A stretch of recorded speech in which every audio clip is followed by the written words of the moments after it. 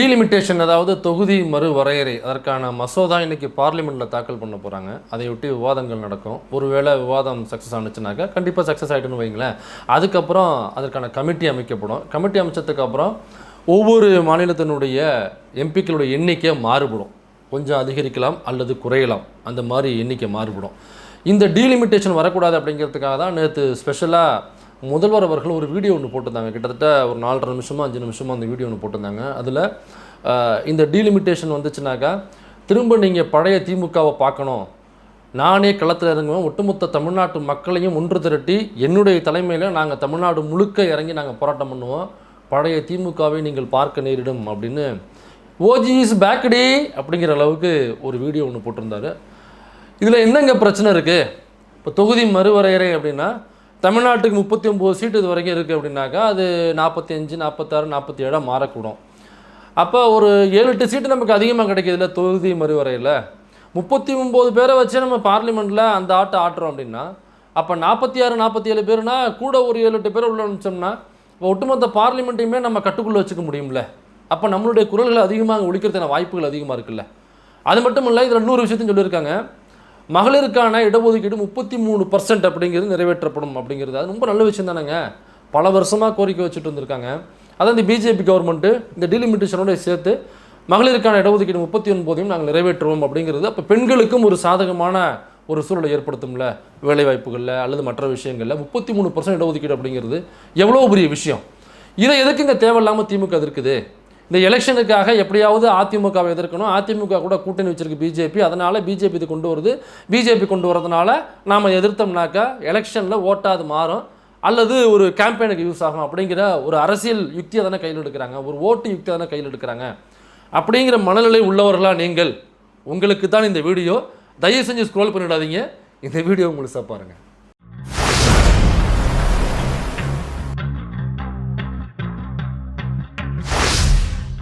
நீங்கள் சொல்கிறது உண்மைதான். டீலிமிட்டேஷனில் அந்த தொகுதி மறுவரை அப்படிங்கிற பொழுது 39 அப்படிங்கிறது மேபி கம்மியாக கூட ஆகலாம், 33ஆகவும் ஆகலாம், 35ஆகவும் ஆகலாம்.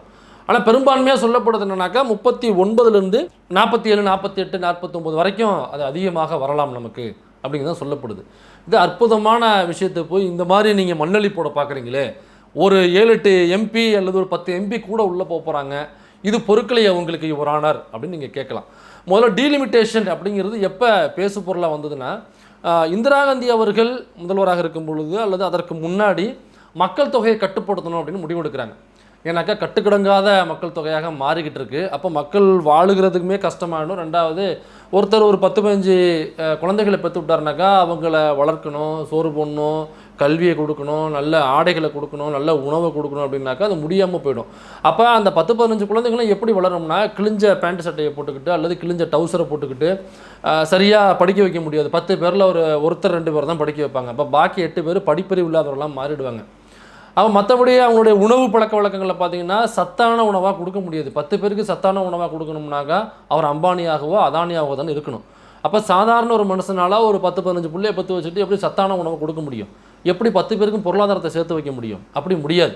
அப்போ ஏழ்மை அப்படிங்கிறது குடிகொண்டு போயிடும். அப்போ அவனுடைய சத்தான உணவு இல்லாமல் ரொம்ப நோஞ்சானாக அப்படி குடும்ப சூழல் மாறிடும். அப்போ அவன் நோஞ்சானாக வளரும் பட்சத்தில் அவனுக்கு கல்வியும் போய் சேராது. நோஞ்சான இருக்கிற ஒருத்தவனை கொண்டு போய் நீங்கள் ஸ்கூலில் உட்கார வச்சிங்கன்னா அவனால் கான்சன்ட்ரேஷனாக படிக்கவும் முடியாது. அப்போ படிப்பறிவு இல்லாமல் போய்டும், உடல்நலம் கெட்டு போய்டும், பொருளாதாரம் இல்லாமல் போய்டும்.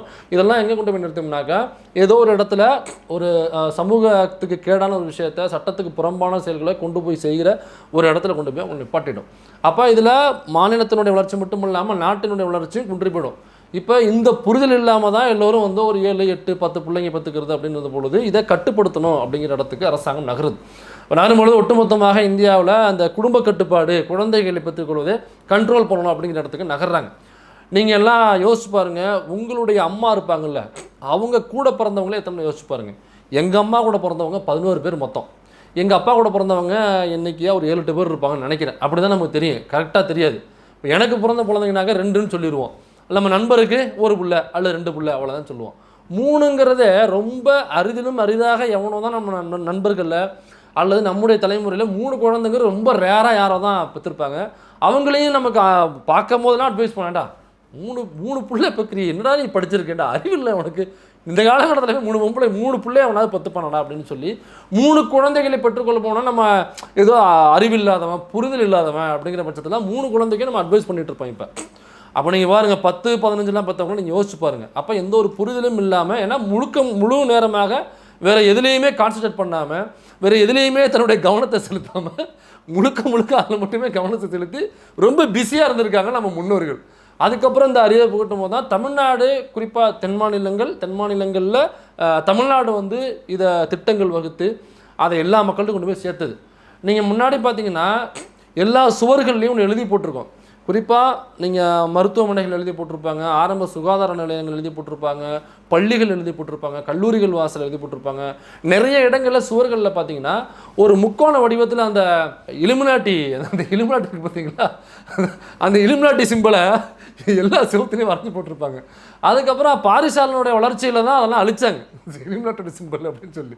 அந்த இலுமினாட்டி சிம்பிள் எதுக்கு முக்கோணமாக வரைஞ்சிருப்பாங்கன்னா குடும்ப கட்டுப்பாடுக்கான ஒரு லோகோவாக அதை கொண்டு போனாங்க.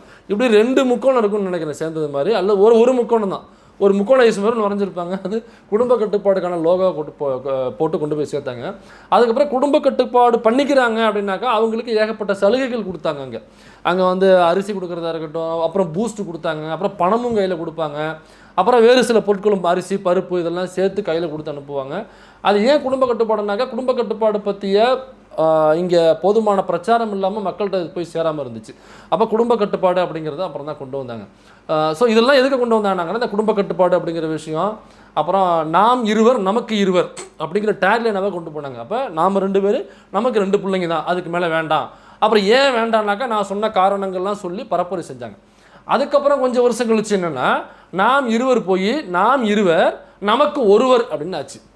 அப்புறம் இன்னும் பல காலம் போய் இப்போ என்னென்னா நாமே குழந்தைகள் நமக்கு ஏன் குழந்தைகள் அப்படிங்கிற அளவுக்கு தமிழ்நாடு நாம் இருவர் நமக்கு இருவர், நாம் இருவர் நமக்கு ஒருவர், நாமே குழந்தை நமக்கேன் குழந்தைங்கிற அளவுக்கு நம்ம மக்கள் தொகையை கட்டுப்படுத்துறதுல அவ்வளோ கண்ணும் கருத்துமாக இருந்து செயல்பட்டு இன்றைக்கி பயங்கரமாக கண்ட்ரோல் பண்ணி கொண்டு வந்துட்டோம். அப்படியே நீங்கள் தென்னிந்தியாவை கடந்து நீங்கள் வட இந்தியா பக்கம் போனீங்கன்னா இதை எதையுமே நீங்கள் பார்க்க முடியாது. அதாவது நம்மளுடைய முன்னோர்கள் வாழ்ந்த ஒரு காலம் இருக்கு இல்லையா, அவ்வளவு நீங்கள் யோசிக்க வேண்டாம். சீமான் பரப்புரை செய்கிறார்ல தன்னுடைய கட்சியினுடைய கொள்கையாக, இந்த எலெக்ஷன் கேம்பெயினாக அவர் ஒன்று பரப்புரை செஞ்சிட்ருக்கார்ல, அந்த வாழ்க்கையை யாராவது வாழணும்னு ஆசைப்பட்டீங்கன்னாக்கா நீங்கள் அப்படியே வட இந்தியா பக்கம் போயிடலாம். தென்னிந்தியாவை கிராஸ் பண்ணி ஒரு பீகாருக்கோ, ஒரு உத்தரப்பிரதேசத்துக்கோ, அல்லது குஜராத்துக்கோ, மத்திய பிரதேசத்துக்கோ, அல்லது ஒரு ஹரியானாவுக்கோ, ஒரு ராஜஸ்தானுக்கோ நீங்கள் போனீங்கன்னா சீமான் சொல்லுகிற அந்த வாழ்க்கையை 100% நீங்கள் வாழ்ந்து அனுபவித்து மடியலாம். அப்போ அப்படியேப்பட்ட வாழ்க்கையை தான் இன்னமும் அந்த மாநிலங்களில் வட மாநிலங்களில் வாழ்ந்துட்டு இருக்காங்க. அவங்களுக்கு இந்த குடும்ப கட்டுப்பாடு மக்கள் தொகையை பற்றி எந்த ஒரு புரிதலும் கிடையாது. நம்முடைய முன்னோர்கள் எப்படி வேலைக்கு போகாமல் ஜாலியாக இருந்தாங்களோ அதே வாழ்க்கையை இன்னமும் வாழ்ந்துட்டு இருக்காங்க அவங்க. அப்போ அங்கே போனீங்கன்னாக்க மினிமம் 5, 6, 7, 8, 9, 10, 11, 12 இந்த குழந்தைகளை யார் அதிகமாக பார்த்துக்கிறாங்களோ அவங்க தான் அதிகமான ஆண்மை உடையவங்க, அவங்க தான் பெரிய ஆம்பளை, அவங்க தான் பெரிய வீரன் அப்படிங்கிறத இன்னமும் அங்கே வீரனுக்கான ஆம்பளைக்கான சொல்லாடல், அவங்களுக்கான தகுதி, விருது வழங்குறதுனாக்க இதை வச்சு தான் விருது வழங்கிட்டு இருக்காங்க. அப்போ நம்ம சிரிக்கிறதில்ல, அங்கே அந்த மாநிலத்தை ஆண்டவர்கள் அதை பற்றிய பிரச்சாரத்தை கொண்டு போய் மக்கள்கிட்ட சேர்க்கலை, அதை பற்றிய புரிதலை கொண்டு போய் சேர்க்கலை. அப்போ வட மாநிலங்களில் முன்னே இருந்த மக்கள் தொகையை விட பன்மடங்கு அதிகமாக போய் கிடக்கு. ஆனால் தமிழ்நாட்டுக்குள்ளே கண்ட்ரோல் பண்ணி இது ரொம்ப அதிகமாக போக விடாமல் அப்படியே கண்ட்ரோலாக வச்சுருக்கிறதுனால நம்ம மக்கள் தொகையை கண்ட்ரோலாக வச்சுருக்கோம். அப்போ என்ன பண்ணுறாங்க, இந்திரா காந்தி பீரியடில் இந்த டீலிமிட்டேஷனை கொண்டு வரணும் அப்படிங்கிற விவாதம் வருது. அப்போ விவாதம் வரும்பொழுது மக்கள் தொகை கணக்கெடுப்பு பண்ணுறாங்க. மக்கள் தொகை கணக்கெடுப்பில் நம்ம ஆளுக்கு எல்லாம் என்ன வைக்கிறாங்கன்னா, ஏம்மா நீங்கள் இப்படி கொண்டு வரணும்னு சொல்கிறீங்க, நாங்கள்லாம் மக்கள் தொகையை கட்டுப்படுத்துறத கண்ணுங்கிறது மறந்து செயல்படுறோம். ஆனால் வட மாநிலங்களில் அப்படி இல்லவே இல்லை, நீங்கள் கணக்கெடுத்து பாருங்கள், அங்கே பயங்கரமாக அதிகமாக இருக்குது, நாங்கள் பயங்கரமாக கண்ட்ரோல் பண்ணியிருக்கோம்.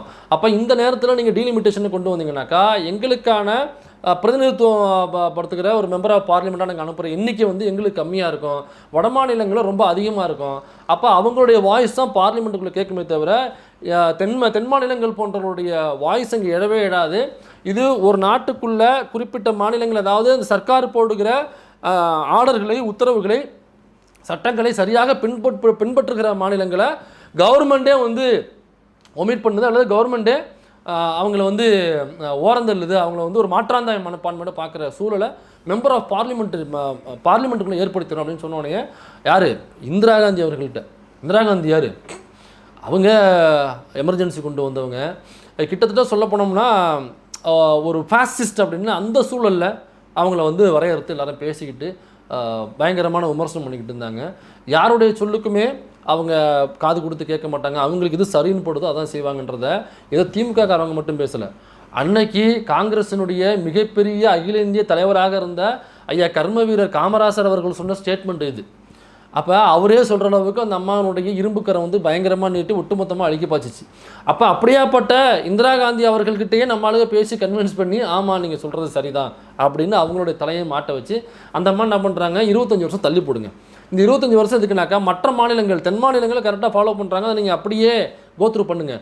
மற்ற வட மாநிலங்கள் இந்த குடும்ப கட்டுப்பாடு குழந்தைகள் பெற்றுக்கொள்வதை கட்டுப்படுத்த வேண்டும் அப்படிங்கிற பிரச்சாரத்தை நீங்கள் மக்கள்கிட்ட சரியாக கொண்டு போய் சேர்க்கலை, அதனால் உங்களுடைய வேலை அதில் ரொம்ப டம்மியாக இருக்குது, அதனால் மக்கள்கிட்ட கொண்டு போய் சரியாக சேர்க்கணும் அப்படின்னு சொல்லிட்டு திரும்ப 25 வருஷம் தள்ளி போடுறாங்க. திரும்ப 25 வருஷம் கழித்து யார் வர்றாருனாக்கா நம்ம ஆள் வாஜ்பாய் அவர்கள் பிரைம் மினிஸ்டராக வருவார். யார் இப்போ இருக்கிற இந்த பாஜக கொண்டு வரது இல்லைங்களா டீலிமிட்டேஷனு, இந்த பாஜகவினுடைய மூத்த தலைவர்கள் ஒருவரான வாஜ்பாய் பிரைம் மினிஸ்டராக இருக்கும் பொழுது இதே டீலிமிட்டேஷன் மேட்டர் வருது. 25 வருஷம் சொன்னாங்களே முடிஞ்சு போச்சு, இப்போ டீலிமிட்டேஷன் பண்ணணும் அப்படின்னு டீலிமிட்டேஷன் கமிட்டி அதை பரிந்துரைக்குது. அப்போவும் வாஜ்பாய் அவர்கள்கிட்ட தென்னிந்தியாவை சார்ந்த மெம்பர் ஆஃப் பார்லிமெண்ட் இங்கே உள்ள சிஎம் எல்லாம் சேர்ந்து சொல்கிறாங்க, ஐயா நீங்கள் திரும்பவும் கணக்கெடுத்து பாருங்கள், எதுக்கு முன்னாடி இந்திரா காந்தி அவர்கள் தள்ளி போட்டாங்கனாக்கா அவங்க மக்கள் தொகையை கட்டுப்படுத்தவில்லை, அவங்க இன்னமும் அந்த சீமான் சொல்கிற வாழ்க்கையை வாழ்ந்துக்கிட்டு இருக்காங்க, பயங்கர பிஸியாக இருக்காங்க, அவங்க பிஸினாக்க வேலையில் இல்லை மற்ற வேலைகளில் பிஸியாக இருக்காங்க, மக்கள் தொகை இன்னும் பெருகிக்கிட்டே போகுது. ஆனால் தென் தமிழகம் பாருங்கள், நீங்கள் முன்னைய விட நாங்கள் இன்னமும் கண்ட்ரோல் பண்ணி சட்டத்தை நீங்கள் சொன்ன விஷயத்தை எனக்கா அதில் ஒரு முற்போக்கான பார்வை இருக்குது, நாங்கள் கொண்டு போயிட்டுருக்கோம், ஆனால் அங்கே அப்படி இல்லை. அப்போ திரும்பவும் நீங்கள் கொண்டு வந்தீங்கன்னாக்கா நாங்கள் முன்னாடி வச்ச அதே கோரிக்கை தான் இப்போவும் வைக்கிறோம், அதே சூழல் தான் இப்போவும் இருக்குது அப்படின்னு சொன்னோடனே வாஜ்பாய் அவர்கள் கன்சிடர் பண்ணிவிட்டு ஆமாம் நீங்கள் சொல்கிறது உண்மை தான், இன்னமும் தென்னிந்தியா மன்னிக்கணும் வட இந்தியா பக்கம் வந்து மக்கள் தொகையை கண்ட்ரோல் பண்ணல, அது இன்னமும் பயங்கரமாக பிச்சுக்கிட்டு போயிட்டுருக்கு, அதனால் இதை இன்னொரு 25 வருஷம் தள்ளி போடுறேன், 2 கிலோமீட்டர்ஸ்னு சொல்லி தள்ளி போடுறாரு. அப்போ 2 கிலோமீட்டர்னு சொல்லி தள்ளி போட்டது தான் இப்போ 2001 தள்ளி போட்டது 2026 25 வருஷம் முடிஞ்சு நிற்கிது. என்னங்க எத்தனை வருஷம் தாங்க டைம் கொடுப்பாங்க, 2 கிலோமீட்டர் போனாக்கா எத்தனை வருஷம் தள்ளி போடுறது, அதனால் ஏதோ ஒரு வருஷம் அந்த நிறைவேறதுன்னு அவங்க சட்டத்துக்கு புறம்பாக அவங்க ஒன்றும் செய்யலையே, அப்படி கிடையாது, சட்டத்துக்கு புறம்பாக தான் செய்கிறாங்க, கான்ஸ்டியூஷனுக்கு எதிரானது. ஐயா member of parliament TR Baalu அவர்களே சொல்லியிருக்காரு இது அரசியலமைப்பு சட்டத்திற்கு எதிரானது, முதல்வர் அவர்களே சொல்லியிருக்காரு அரசியல் சட்டத்துக்கு எதிரானது, ஆனால் எழுச்சி தமிழர் அவர்களே சொல்லியிருக்காரு இது அரசியல் சட்டத்துக்கு எதிரானது. அப்போ திரும்பவும் இப்போ இந்த டீலிமிட்டேஷன் அப்படிங்கிற எதை வச்சு பண்ண போகிறாங்கனாக்கா மக்கள் தொகை கணக்கெடுப்பு, அந்த மக்கள் தொகை கணக்கெடுப்பில் எந்தெந்த மாநிலங்கள் மக்கள் தொகைக்கு அந்தந்த மாநிலங்களோட மக்கள் தொகைக்கு தகுந்த மாதிரி மெம்பர் ஆஃப் பார்லிமெண்ட்டை வந்து மறுவரையறை செய்யணும், மறு பங்கீடு செய்யணும் அப்படிங்கிறத சொல்கிறாங்க. அப்போ இப்போ ஏதாவது டீலிமிட்டேஷன் பண்ணும்போது மக்கள் தொகை கணக்கெடுப்புன்னு சொல்கிறாங்களே, இப்போ ஏதாவது மக்கள் தொகை கணக்கெடுப்பு செய்திருக்கிறார்களா அப்படின்னாக்கா இல்லை, மக்கள் தொகை கணக்கெடுப்பு இது வரைக்கும் செய்யப்படவில்லை. கடைசியாக செஞ்சது 2011 நினைக்கிறேன். 2011 செஞ்ச அந்த மக்கள் தொகை கணக்கெடுப்பை வச்சுக்கிட்டு தான் 2026 நாங்கள் இப்போ அந்த மறுபங்கீடு செய்ய போகிறோம் அப்படிங்கிறத சொல்கிறாங்க. ஒருவேளை அவங்க சொல்கிறபடி பார்த்தாலுமே மறுபடியும் மக்கள் தொகை கணக்கெடுப்பு செய்து அதுக்கப்புறம் அவங்க கன்சிடர் பண்ணணும், எப்படி இந்திரா காந்தி அவர்கள் பீரியடில் உள்ள விவாதம் நடந்துச்சோ, எப்படி வாஜ்பாய் அவர்களுடைய பீரியடில் உள்ள விவாதம் நடந்துச்சோ, அதே மாதிரி இப்போ மக்கள் தொகை கணக்கெடுப்பு எடுத்ததுக்கு அப்புறமும் டீலிமிட்டேஷன் பண்ணணுங்கிறது அர்த்தம் கிடையாது. டீலிமிட்டேஷன் அங்கே மக்கள் தொகை கணக்கெடுப்பு எடுத்து உள்ள விவாதம் நடக்கணும். அந்த விவாதத்தில் ஏற்கனவே சொன்ன அந்த காரணிகள் இப்போவும் அப்படியே இருக்குது. இப்போவும் நம்ம மக்கள் தொகையை கண்ட்ரோல் பண்ணி வச்சுருக்கோம் தென்னிந்திய மாநிலங்கள், ஆனால் வட இந்தியாவை சேர்ந்த மாநிலங்கள் இன்னமும் பழைய மாதிரி தான் இருக்காங்க. அப்போ இந்திரா காந்தி பீரியடில் தள்ளி போடுறதுக்கு என்ன காரணமாக இருந்ததோ, வாஜ்பாய் பீரியடில் தள்ளி போடுறது 25 வருஷம் தள்ளி போடுறதுக்கு என்ன காரணமாக இருந்ததோ அதே காரணம் இப்போவும் இருக்குது. அப்போ இப்போவும் தள்ளி போடணும். அப்போ வாஜ்பாய் அவர்களுடைய வாரிசுகள் நாங்கள், வாஜ்பாய் பிஜேபியினுடைய கொள்கையை சரியாக பின்பற்றியவர், வாஜ்பாய் மிக முக்கியமான தலைவர், வாஜ்பாய்க்கு இந்தியாவுடைய வளர்ச்சி தான் முக்கியம் அப்படின்பது உண்மையாக இருந்தால் பிஜேபிக்காரன் சொல்கிறது, வாஜ்பாய் என்ன முடிவெடுத்தாரோ அந்த முடிவு இப்போவும் அவங்க எடுக்கணும். ஆனால் அவங்க அப்படி எடுக்க மாட்டாங்க. ஏன்னா மக்கள் தொகை கணக்கெடுப்பு இன்னும் எடுக்கலை. எடுத்து அதுக்கப்புறம் விவாதம் நடத்தி அதுக்கப்புறம் வாஜ்பாய் வழியில் செல்லணுங்கிற முடிவுக்கு நகரணும். அப்போ ஏன் மக்கள் தொகை கணக்கெடுப்பு எடுத்தலை? 2011 அப்புறம் இடையில 2022 என்னமோ அந்த இதில் கொரோனா பீரியட்னு நினைக்கிறேன், கொரோனா பீரியடுக்கு முன்னாடியோ எடுக்க வேண்டியது. அப்போ கொரோனாவை காரணம் காமிச்சு எடுக்காமல் விட்டாங்க. அப்போ 2011 எடுத்த அந்த மக்கள் தொகை கணக்கெடுப்பு வச்சு தான் இப்போ நாங்கள் டீலிமிட்டேஷன் பண்ண போகிறோம் அப்படிங்கிற காரணத்தை கொண்டு வராங்க. இந்த டீலிமிட்டேஷன் பண்ணாக்கா என்ன ஆகும்? ஏன் இந்த எலெக்ஷன் டைமில் நம்ம குரல் கொடுக்கணும்? எலெக்ஷன் முடிஞ்சதுக்கப்புறம் அந்த குரல் கொடுத்துருக்கலாமே. அப்போ எலெக்ஷனுடைய லாபத்துக்காக, ஓட்டு லாபத்துக்காக தானே முதல்வர் அவர்கள் வந்து இப்போ குரல் கொடுக்குறாரு. அப்போ பிஜேபி கூட அதிமுக கூட்டணி வச்சிருக்கு, ஈஸியாக பிஜேபியை காரணம் காட்டி ஒட்டுமொத்த தமிழ்நாட்டிலையும் ஒரு கருப்பு சட்டை, வீட்டில் கருப்பு கொடி ஏற்றுங்க, கருப்பு பேட்ஜ் அணிங்கன்னு சொல்லி பிஜேபிக்கு எதிராக பேசுவது போல் அதை அதிமுக முனை மாற்றி ஓட்டா நீங்கள் அறுவடை செஞ்சிடலாம் அப்படிங்கிறத நோக்கம். அப்படி கிடையாது. தமிழ்நாட்டுக்குள்ளே எலெக்ஷன் நடக்கிற இந்த தேதியில், இந்த கேம்பெயின் நடந்து கொண்டு இருக்கிற இந்த தேதியில் தான் பிஜேபி கவர்மெண்ட்டு பார்லிமெண்ட்டுக்குள்ளே இந்த மசோதாவை தாக்கல் பண்ணுறாங்க. அப்போ இந்த மசோதாவை தாக்கல் பண்ணும் பொழுது தமிழ்நாட்டினுடைய பிரதிநிதிகளாக இருக்கிறவங்க அங்கே போய் பேசணும்ல. அப்போ அந்த பிரதிநிதிகள் தமிழ்நாட்டுக்குள்ளே தேர்தல் பிரச்சாரத்தில் பிஸியாக இருப்பாங்களா, அல்லது இந்த மசோதா வருதுன்னு சொல்லிட்டு அந்த மசோதாவை படித்து அதில் என்னங்கிறது முதல்ல புரிஞ்சுக்கணும், அதுக்கப்புறம் அதில் என்ன தவறுகள் இருக்குங்கிறது நோட் பண்ணணும், அப்புறம் சட்டத்தை எடுத்து வச்சு கிளாரிஃபை பண்ணணும், அதுக்கப்புறம் முன்னாடி என்ன நடந்துச்சு பின்னாடி என்ன நடக்க போகுதுங்கிறத விவாதம் பண்ணிக்கணும் அவங்களுக்குள்ள, அதுக்கப்புறம் கட்சிக்குள்ளே விவாதம் பண்ணணும், அதுக்கப்புறம் அங்கே போய் பேசணும். ஏகப்பட்ட வேலைகள் இருக்குது, சொல்கிறதுக்கு நம்ம மூச்சு வாங்குது. அப்போ இந்த எலெக்ஷன் டைமில் எல்லாருமே இங்கே எலெக்ஷன் கேம்பில் இருப்பாங்க. இந்த சமயத்தில் அந்த மசோதா உள்ளே போட்டோம்னா பெருவாரியாக அது பெருசாக மக்கள்கிட்ட போய் சேராது. அதில் உள்ள லாப நஷ்டம் என்ன, அதில் உள்ள மக்களுக்கு தேவையில்லாத விஷயங்கள் என்ன, அதில் மக்கள் வந்து எப்படிலாம் பாதிக்கப்பட போகிறாங்க, பட்டியல் சமூகத்தை சார்ந்தவர்களுக்கான தொகுதி தனித்தொகுதியை வந்து எப்படி காலியாக போகுது அதில், அல்லது வேறு ஏதாவது அதில் ஆப்பு வச்சுருக்காங்களா, அல்லது பார்ப்பனர் அல்லாதவர்களுக்கு ஒட்டுமொத்தமாக ஆப்பு வச்சு அந்த தொகுதி பங்கீடு அப்படிங்கிறத கொண்டு வந்திருக்காங்களா, இப்படிலாம் விவாதிக்கிறதுக்கான நேரம் கொடுக்காம எலெக்ஷன் டைமில் தமிழ்நாட்டில் நடக்கும் பொழுது இதை தாக்கல் பண்ணிட்டோம்னாக்கா அவங்க எலெக்ஷன் பிஸியில் இருப்பாங்க. நம்ம ஈஸியாக அந்த மசோதாவை சட்டமாக்கி அதுக்கப்புறம் கமிட்டி போட்டு, எனக்கா இந்த டீலிமிட்டேஷனுக்கான கமிட்டி போட்டாச்சுன்னா அதுக்கப்புறம் நம்ம ஆர்ப்பாட்டம் போராட்டம் பண்ணி ஒன்றுத்துக்கும் புண்ணியம் கிடையாது. அப்போ டீலிமிட்டேஷன் கமிட்டி போடுறதுக்கு முன்னாடியே ஆர்ப்பாட்டம் போராட்டம் பண்ணி மக்கள் மத்தியில் அது விழிப்புணர்வு ஏற்படுத்தி ஒட்டுமொத்தமாக தமிழ்நாடு மட்டும் இல்லாமல் இதில் பாதிக்கப்பட போகிற மற்ற மாநிலங்களுடைய சிஎம், அது இல்லாமல் மற்ற மாநிலங்களுடைய எதிர்க்கட்சி தலைவர்கள், அது இல்லாமல் ஒட்டுமொத்த ஜனநாயக சக்திகள் எல்லாரையும் ஒன்று சேர்க்கணும். ஒன்று சேர்த்ததுக்கு அப்புறம் இதை முதல்ல அவங்களுக்கு புரிய வைக்கணும், அதுக்கப்புறம் இதை மக்கள்கிட்ட கொண்டு போய் சேர்க்கணும், அதுக்கப்புறம் போராட்ட வடிவமாக எடுக்கணும், ரோட்டில் கொண்டாந்து உட்கார வைக்கணும். எவ்வளோ பெரிய வேலை. அப்போ தமிழ்நாடு தான் எதாக இருந்தாலும் முதல்ல குரல் கொடுக்குற மாநிலம் அப்படிங்கிறதுக்காக தமிழ்நாட்டில் எலெக்ஷன் நடக்கும் பொழுது கொண்டு போய் மசோதாவை தாக்கல் பண்ணிட்டோம்னா தமிழ்நாடு எலெக்ஷன் பிஸியில் இருப்பாங்க. அப்போ இந்த மசோதாவை ஈஸியாக கொண்டு போய் கமிட்டிக்கு மாற்றிட்டோம்னாக்கா நீங்கள் சுப்ரீம் கோர்ட்டுக்கே போனாலும் ஸ்டே வாங்க முடியாது. அதை ஒன்றுமே இப்போ கோர்ட் ஆர்டர் வாங்கிட்டு வந்தானா அது பாட்டு நடந்துகிட்டு இருக்கோம், அவன் பாட்டுக்கு இந்த தொகுதி மாதிரி பங்கிட்டுன்னு சொல்லிட்டு ஈஸியாக காலி பண்ணிட்டு போயிடுவான். அப்போ அவங்களோட உள்நோக்கம் என்னென்னா தமிழ்நாடு இதில் தலையிடக்கூடாது. அப்போ அவங்க இங்கே பிஸியாக இருக்கும்போது அங்கே போட்டு ஒட்டுமொத்தமாக இந்தியாவே நம்ம அழிச்சிட்டு போயிடணும் அப்படிங்கிறது அவங்களுடைய நோக்கம். சரி, இந்த மறுபங்கீடு இதெல்லாம் முடிஞ்சு போயிடுச்சுனாக்க என்னங்க நடக்கும்? மறுபங்கீடு வரும். இப்போ நாம் என்ன சொல்கிறோம்னாக்கா 39 கம்மியாகும்னாக்கா அப்படி ஆகாது, அப்படி ஆக்கவும் மாட்டாங்கன்னு வச்சுங்களேன். அப்போ என்ன பண்ணுவாங்கன்னா இவங்கெல்லாம் 39 கம்மியாகுன்னு சொன்னாங்கல்ல, பாருங்கள் நாங்கள் 39 இதை 47 ஆக்கி கொடுத்துருக்கோம். 8 சீட்டு 7 சீட்டு கிட்டத்தட்ட வந்து உங்களுக்கு அதிகமாக நாங்கள் பெற்றுக் கொடுத்துருக்கோம். இதை எப்படி இங்கே தப்புன்னு இந்த மாநிலம் சொன்னோம். சரிங்க, நமக்கு 8 சீட்டு 9 சீட்டு, சரி அதிகபட்சமாக 50 தராங்கன்னா வச்சுங்க. 39 தமிழ்நாடு 50 சீட்டுன்னு வச்சுப்போம். எம்பி சீட்டு மாறிடுச்சு. இப்போ நமக்கு வந்து 39 50 தான் மாறி இருக்குது, வெறும் 11 சீட்டு தான் ஏற்கனவே வச்சுப்போம். உத்தரப்பிரதேசம் போங்க, உத்தரப்பிரதேசத்தில் ஏற்கனவே 80 சீட்டு. இப்போ அவனுக்கு மாறணும்னா எவ்வளோ மாறணும்? நமக்கு 39 40ன்னு வச்சுப்போம். 40லேருந்து 10னாக்கா 4ல் ஒரு பங்கு தான் நமக்கு கூடியிருக்கு. அவனுக்கு 80லேருந்து 163 165 சீட்டு வரைக்கும் மாறும். மத்திய பிரதேசம் போங்க, அவனுக்கு இதே மாதிரி என்ன சீட் இருக்கோ அதை விட டபுள் தி ரேட் அதிகமாகும். ஹரியானா போங்க, அவனுக்கு அங்கே ஏற்கனவே என்ன இருக்கோ அதை விட டபுள் தி ரேட் ஆகும். குஜராத்து போங்க, அதை விட டபுள் தி ரேட் ஆகும். பீகார் போங்க, டபுள் இல்லை டபுளுக்கு மேலே பீகாரில் ஆகும். அப்போ அந்த மாநிலங்களில் உள்ள சீட்டுகளோட நம்மளோட 11 சீட்டை கம்பேர் பண்ணிங்கனாக்கா நம்ம ஆளுகள்லாம் பார்லிமெண்ட்டில் போயிட்டு இப்போ ஏதோ கொஞ்சம் பெரிய சண்டை போட்டு ஏதோ கொஞ்சம் பிச்சு பிடிங்கிட்டு வந்துட்டு இருக்காங்க. இதுக்கப்புறம் டீலிமிட்டேஷன் நடந்துச்சுனாக்கா அதுக்கப்புறம் நம்மளால் பார்லிமெண்ட்டுக்குள்ளே விட மாட்டாங்க அங்கே. ஏன்னா இப்போவே பார்லிமெண்ட்டுக்குள்ளே பேசுகிறதுக்கான நேரம் எவ்வளவுனா ஒரு எம்பிக்குமே 2 நிமிஷம் 2.5 நிமிஷம் தான் கொடுப்பாங்க. இப்போ எழுச்சி தமிழர் பேசுகிறாருன்னா 2 நிமிஷம் தான் அவருக்கு டைமு. அவர் என்ன தான் அங்கீகரிக்கப்பட்ட கட்சியாக மாறினாலுமே தமிழ்நாட்டினுடைய முற்போக்கு சக்தியாக ஒட்டுமொத்த இந்த இந்தியா கூட்டணிக்குமே ஒரு மிகப்பெரிய பில்லராக இருந்தாலுமே அவருக்கு கொடுக்கப்படுற டைம் 2 நிமிஷம் 2.5 நிமிஷம் தான். அப்போ 2 நிமிஷம் 2.5 நிமிஷத்துக்குள்ளே ஒரு ஷார்ட்ஸ் கூட நம்மளால் போட முடியாது. ஷார்ட்ஸுக்கே இப்போ 3 நிமிஷமாக இன்ஸ்டாவில் மாற்றிட்டானுங்க. 1 நிமிஷமும் போட்டுக்கலாம், மேக்ஸிமம் 3 நிமிஷமும் போட்டுக்கலாம். அப்போ பார்லிமெண்ட்டுக்குள்ளே ஒரு மக்களுடைய பிரச்சனை, ஒட்டுமொத்த மாநிலத்தில் உள்ள மக்களுடைய பிரச்சனையாக ஒரு ரெப்ரஸன்டேட்டிவாக ஒருத்தர் பேச போகிறாருன்னா அவருக்கு வெறும் 2 நிமிஷம் 2.5 நிமிஷம் எப்படி பேச முடியும்? ஏன்னா மெம்பர் ஆஃப் பார்லிமெண்ட்டுக்குள்ளே இருக்கிற ஒட்டுமொத்த மெம்பர்கள் எண்ணிக்கை எதுன்னு பார்த்தீங்கன்னாக்கா 543. இதை நீங்கள் ஈஸியாக புரிஞ்சுக்கலாம். 3 4 5 அங்கிட்டிலேருந்து போட்டுங்க, 3 4 5. இதுவே இங்கே பார்த்தீங்கன்னாக்கா தமிழ்நாட்டில் 2 3 4 எப்படி வச்சுக்கோங்க. அப்போ 543 பேர் இருப்பாங்க. அதில் நமக்கு கொடுக்குற டைம் வந்து 2 நிமிஷம் 2.5 நிமிஷம். அப்போ 543ங்கிறது இந்த டீலிமிட்டேஷனுக்கு அப்புறம் நம்பராக என்ன திரும்ப மாறும்? 800 சொச்சம், கிட்டத்தட்ட 850 சீட்டாக மாறும். அப்போ அப்படியே ஒரு 300 350 பேர் அதிகமாக மாறுவாங்க. அந்த 350 பேரில் தமிழ்நாட்டிலேருந்து எவ்வளோ பேர் போகிறாங்க? வெறும் 11 பேர் 350ல். அப்போ ஆந்திராவில் பார்த்திங்கன்னா அங்கே ஒரு 10 சீட்டு அதிகப்படுத்துவாங்க. அப்படியே கேரளாவுக்கு ஒரு 10 கொடுப்பாங்க. கர்நாடகாவுக்கு ஒரு 10 கொடுப்பாங்க. அப்போ இங்கே அங்கங்கே 10ன்னு பார்த்தோம்னாக்கா ஒரு 40 தான் நமக்கு வரும். பாக்கி 310 கிட்டத்தட்ட 300 சீட்டு வட மாநிலங்களுக்கு போயிடும். அப்போ ஏற்கனவே இருக்கிறதுல தென் மாநிலங்கள் கம்மியான ரெப்ரஸன்டேஷன் தான் உள்ளே உட்காந்துருக்காங்க. இதை விட அதிகமாக ஒரு 300 நம்ம 40 கொடுத்துட்டா 300 எடுத்துக்கிறான்னா இதுக்கப்புறம் பார்லிமெண்ட்டுக்குள்ளே என்ன மசோதா வந்தாலுமே இந்த தென் மாநிலங்களுடைய ரெப்ரஸன்டேஷனாக பேசுபவர்களுடைய பேச்சு கூட்டுறவங்களுக்கு தேவையே கிடையாது. நம்ம பேசினாலும் ஒன்று தான், பேசாமல் இருந்தாலும் ஒன்று தான்.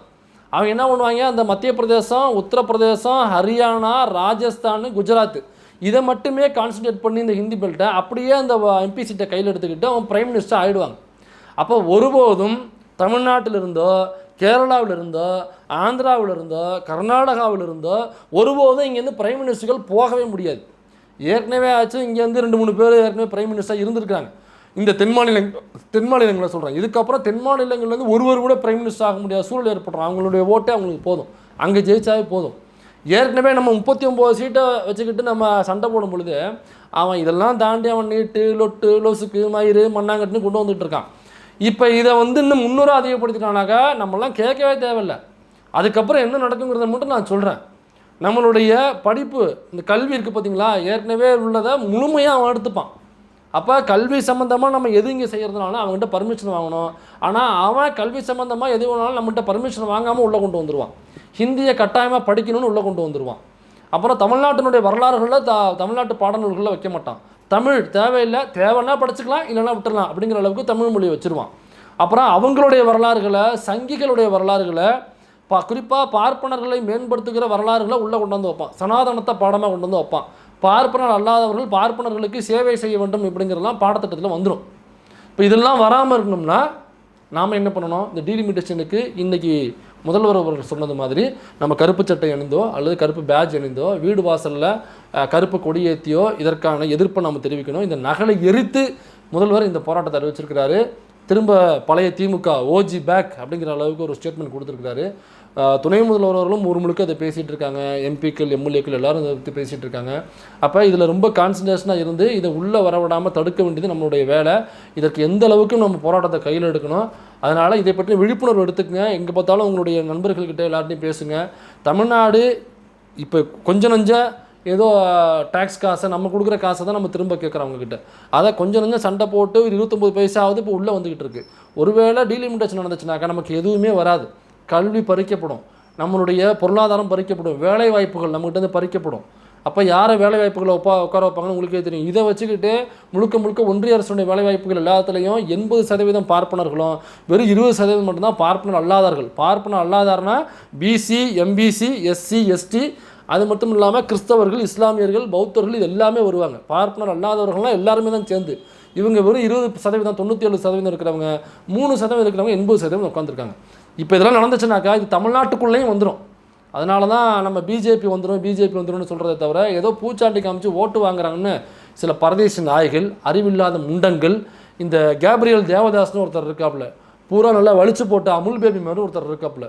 மூஞ்சுக்கு கீழே ஒரு பேஷனை நீட்டினீங்கனாக்கா ஒரு 1/2 லிட்டர் தயிர் வெடியும். அப்படியே அந்தளவுக்கு ஒரு முகரக்கட்டையை வச்சுக்கிட்டு இல்லாத பாய்சன் வலையெல்லாம் பார்த்துட்டு உட்காந்துருக்கு. அந்த நம்ம மணி இருப்பாப்புல பாருங்கள், இது வரைக்கும் நெக் பட்டனை போட்டுக்கிட்டு நல்லா அந்த செந்தில் எங்கே போனாலும் ஒரு பெரிய இலையை எடுத்துகிட்டு போவாப்புல ஒரு வீட்டுக்கு. அது கவுண்டபிள் என்ன கூட கேட்பார், ஏன்டா எங்கே போனாலும் இலையோட கையில் வந்துருக்கு, ஆமாண்ணே சின்ன இலையை போட்டு ஏமாத்திடுறாங்கன்னு அப்படின்னு அந்த முழு வாழை இலையை பிரிச்சு விடுவாப்புல சாப்பிட்றதுக்கு. அந்த மாதிரி எல்லா யூடியூப் சேனலுக்கும் ஒரு பெரிய வாழை இலை எடுத்துகிட்டு போகிறவர் தான் நம்ம மணி. நீங்கள் திமுக சார்பாக உள்ள யூடியூப் சேனல் அல்லது அதே சம்மந்தப்பட்ட ஒரு முற்போக்கு ஜனநாயகமாக பேசக்கூடிய ஒரு நபர், ஒரு பெரியாரிஸ்ட் அந்த ஆங்கர் அப்படின்னா அவங்களுக்கு தகுந்த மாதிரி இலையை விரிச்சிருவாப்புல. அப்படியே அந்த பக்கம் கேப்ரியல் தேவதாஸ் கூப்பிட்றானா, அவன் ஒரு சங்கி பயலா, அவனுக்கு தகுந்த மாதிரி இலையை அங்கே காவி கலரில் விரிச்சிருவாப்புல. இந்த பக்கம் போனோம்னாக்கா இந்த ஏடிஎம்கே சேனலாக அங்கே போயிட்டு அங்கே 2 இலையை விரிச்சிருவாப்புல. அப்படியே அவர் உட்கார வச்சுட்டு ஒரு பேட்டி எடுக்கிறாப்புலையே அவன். அதாவது இதில் 50% சீட்டு எல்லா மாநிலங்களுக்கும் உயரப்போகுது. அப்போ இப்படி உயர்றது நல்ல விஷயம் தானே அப்படின்னு சொல்லிட்டு அப்படியே எப்படி கொண்டு போய் கமலாலயம் வாசலில் அப்படி கையை ஏந்திட்டு நிற்பானோ, எப்படி ஏடிஎம்கே வாசலில் கையை ஏந்திட்டு நிற்பானோ அதே மாதிரி அப்படி தானே அப்படின்னு சொல்லிட்டு நிற்கிறான்.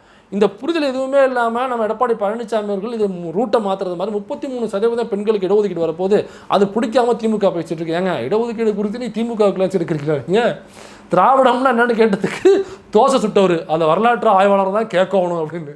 உங்களுக்கு திராவிடம்னாலும் என்னென்னு தெரியாது, சமூக நீதினா என்னென்னு தெரியாது, சுயமரியாதைன்னா கேட்கவே தேவையில்லை, உங்களுக்கு தெரியவே தெரியாது.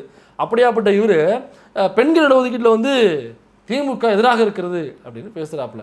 அதனால் இவர் என்னைக்கோ பிஜேபி அடிமையாக போயாச்சு. கொஞ்சம் யோசித்து வாக்களிங்க. நீங்கள் வாக்களிக்கிற ஒவ்வொரு வாக்கும் திமுக அல்லாத கட்சிக்கு, எந்த கட்சிக்கு வாக்களித்தாலுமே சரி, திமுக கூட்டணி இல்லாமல் அது பிஜேபிக்கு அளிக்கிற வாக்குகள் தான். அது ரெட்டலை சின்னமாக இருக்கலாம். ஆனால் அந்த வாக்கு நேராக போகிற இடம் டெல்லி. இங்கே திமுக கூட்டணிக்கு போட்டிங்கனாக்கா அது தமிழ்நாட்டுக்கு ஓட்டு வந்து சேரும். நீங்கள் திமுக கூட்டணி அல்லாத எந்த ஒரு சின்னத்துக்கு ஓட்டு போட்டாலும் அது நேரடியாக டெல்லிக்கு போய் சேரும். அதனால் டீலிமிட்டேஷன் சரி அதெல்லாம் விட்டுருவோம், யாருனாலும் ஓட்டு போட்டுங்க, அது உங்கள் விருப்பம். ஆனால் டீலிமிட்டேஷனுக்கு யாராக இருந்தாலும் தயவு செய்து உங்களுடைய கருத்தை தெரிவிங்க. சோஷியல் மீடியா அல்லது எந்த வகையிலாவது பக்கத்தில் யாராவது உட்காந்துருந்தாங்கனாக்கா அவங்கள டீலிமிட்டேஷன் பற்றி பேசுங்க, என்னுடைய தாக்கத்தை புரிய வைங்க. இப்போவே பாருங்கள், இவர் நம்ம ஃபட்னாவிஸ் வர்றாரு, மும்பை இது மகாராஷ்டிரா சிஎம். நீங்கள் இங்கே இந்த தொகுதியில் பிஜேபிக்காரரை ஜெயிக்க வச்சிங்கன்னா இங்கே நீங்கள் போடுற ஓட்டு டெல்லிக்கு கேட்கும். அப்போ டெல்லியிலேருந்து அமித்ஷா என்ன பண்ணுவார், மோடி அமித்ஷாவும் மதுரைக்கு வந்து சேர வேண்டிய மெட்ரோ ரயிலில் விடுவாங்க. அப்போ நீங்கள் இங்கே ஓட்டு போட்டிங்கன்னா அது டெல்லிக்கு போடுற ஓட்டுன்னு அவரே சொல்லிட்டாப்புல. சரிங்க நாங்கள் போட்டு போடுறோங்க, எங்கள் ஊருக்கு மெட்ரோ வந்துடுங்க, அப்படிலாம் ஒன்றும் நொட்டிட்டுலாம் தரமாட்டாங்க. மெட்ரோங்கிறது ஏற்கனவே ஏன் ரிஜெக்ட் பண்ணாங்க பிஜேபி தானே ரிஜெக்ட் பண்ணிச்சு. இப்போ ரிஜெக்ட் பண்ணும்போது என்ன சொன்னாங்க, எங்க மெட்ரோ போனோம்னாக்கா ஒரு குறிப்பிட்ட மக்கள் தொகை வேணும். அப்போ அந்த குறிப்பிட்ட மக்கள் தொகை மதுரையில் கம்மியாக இருக்குது, அதனால் நாங்கள் மெட்ரோ விட முடியாதுன்னாங்க. ஆனால் டெல்லியில் பல ஏரியாக்களில் மதுரையில் உள்ள மக்கள் தொகையை விட கம்மியான மக்கள் தொகை. ஆனால் அங்கே எப்படி மெட்ரோ ஓடுது, நம்ம கேள்வி எழுப்பணும்ல. அப்போ இங்கே ஓட்டு போட்டால் தான் நாங்கள் உங்களுக்கு தர வேண்டிய மெட்ரோ உத்தரவுனாக்கா, ராஜா அது என்னுடைய வரிகாசில் நீ தர வேண்டிய திட்டங்கள், ஏதோ உங்கள் ஒப்பம் வீட்டு காசு எடுத்து எனக்கு கொடுக்கல, நீ எனக்கு தர வேண்டிய கடன், அது நீ செய்ய வேண்டிய முறை, நீ செய்ய வேண்டிய கடமை உனக்கு இருக்குது. அதுக்கு தான் நீ அங்கே உட்காந்துருக்க. நீ ஓட்டு போட்டால் தான் செய்வேன்னாக்கா அதுக்கு பேர் கட்ட பஞ்சாயத்து, அதுக்கு பேர் ரவுடித்தனம், அதுக்கு பேர் பொறுக்கித்தனம். அதனால் சிந்தித்து வாக்களியுங்கள். யாருக்கு வேணாலும் வாக்களிச்சிருங்க, அது பிரச்சனை இல்லை. ஆனால் டீலிமிட்டேஷன் பற்றி எல்லாருக்கிட்டையும் பேசுங்க, இந்த கருத்தை கொண்டு போய் சேருங்க. தமிழ்நாடு போராடும், தமிழ்நாடு வெல்லும்.